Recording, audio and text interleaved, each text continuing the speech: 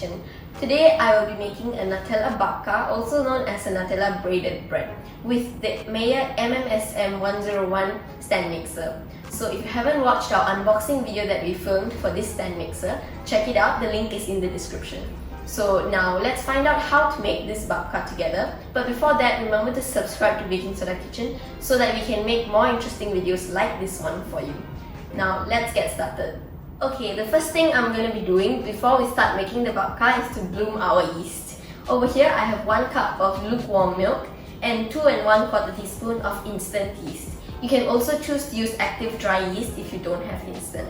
So I'm just going to put it into the milk and let this sit on the counter for about 5 minutes until it gets foamy. Then we know that the yeast is activated and ready to be used. While our yeast is blooming, we can get started on the dough. So this is a very simple brioche dough. So the first thing that I'm going to add is 115 grams of butter. This is softened butter at room temperature. The next thing I'm adding is half a cup of sugar. You can just use white granulated sugar. We're just going to let this cream for about 1 to 2 minutes until it's a little pale.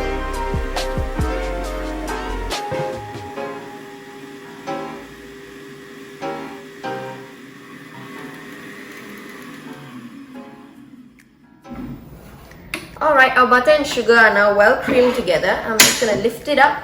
So because we're using a dough hook in this situation, the butter and sugar won't cream very well. But don't worry, once we add the rest of our ingredients, it will all get incorporated together. Next up, I have 1 whole egg and 1 egg yolk. So remember to keep the egg whites separately, because we're going to use it for our egg wash later. After which, I'm going to add in half a teaspoon of salt.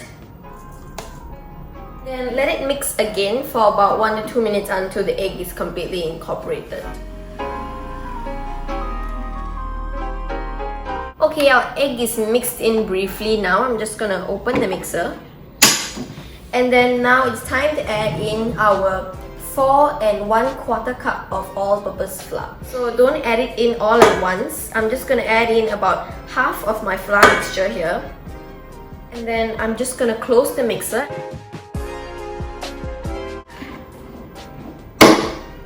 So just beat it on low speed so that all the all-purpose flour doesn't fly.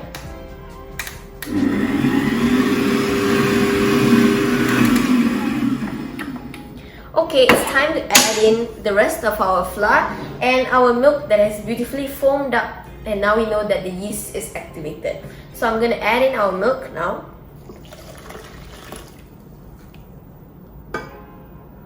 Once that is added, I'm going to add the rest of the flour that we haven't added yet.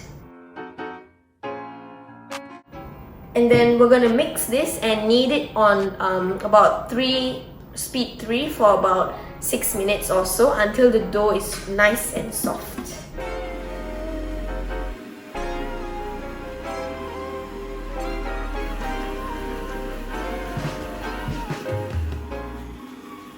Okay, our stand mixer has finished kneading our dough. Our dough looks super soft and it's time to take it out and rest it for about 1 hour.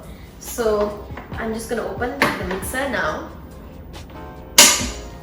And then I prepared another bowl here for us to put our dough inside. So here is our dough. It's super airy and soft. And I'm just going to roll it up like this and then put it in the bowl. Okay, I have some olive oil here. You can use any type of oil for this. So I'm just going to drizzle a little bit of olive oil on the top of the dough and then just use a pastry brush and brush it.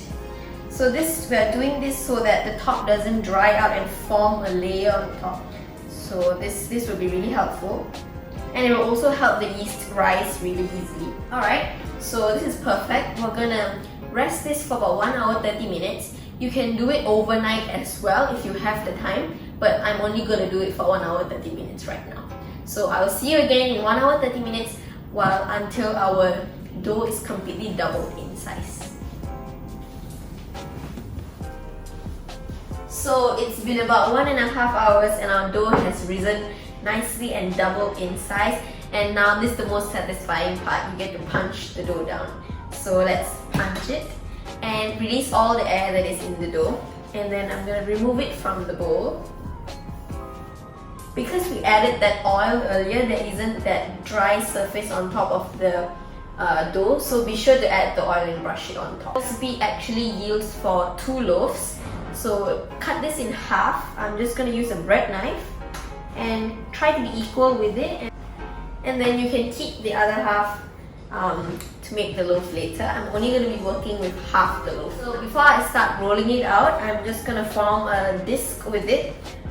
It will make it easier for us to roll it out. So we're going to roll this out into a rectangular shape about ½ an inch thick.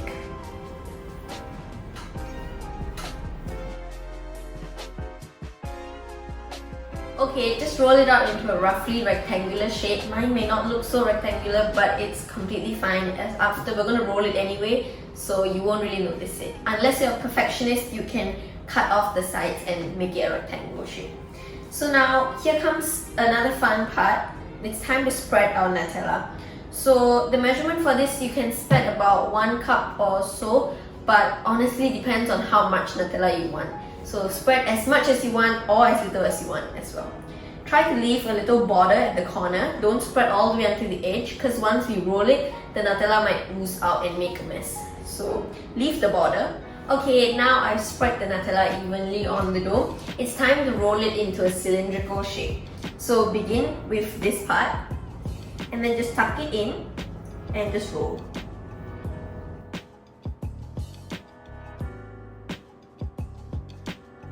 And just like that, it's a cylinder. And then just pick it up like this, and then push it in together like this. Try to make it a little bit shorter.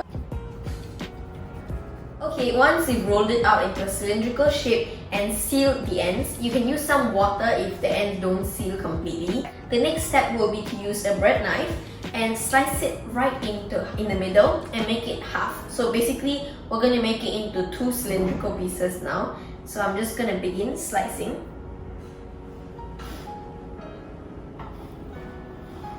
So I have 2 perfect pieces now. You can see the swirls of Nutella in there, and that's it. It's super simple.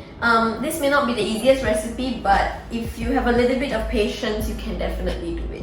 It's time for a little bit complicated part, so we're gonna try to braid this now.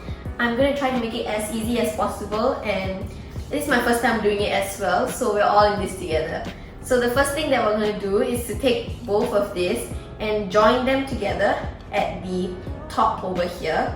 I'm just gonna press them until they stick nicely, and then after that, it's just like braiding normally.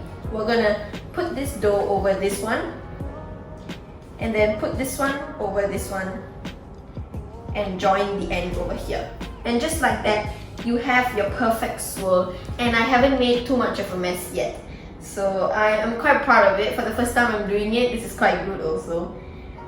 So now, after this is done, our braid is already done. Okay, I've successfully managed to get it into the baking dish that I'm going to be using. You can take a look at it now. I want to bake it now and already see how it turns out, but we still have to wait another 30 minutes to 1 hour for it to double in size.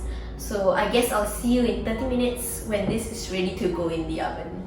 Our babka has risen for about 1.5 hours, and it's almost puffed up to the top, and it's now almost time to bake it. There's one last step to this. We are going to make our egg wash. If you remember earlier, we saved the egg white from 1 egg, and to that I'm going to add 2 tablespoons of milk, and then we're just going to give it a mix and then brush it on the top so that it's golden brown once it bakes.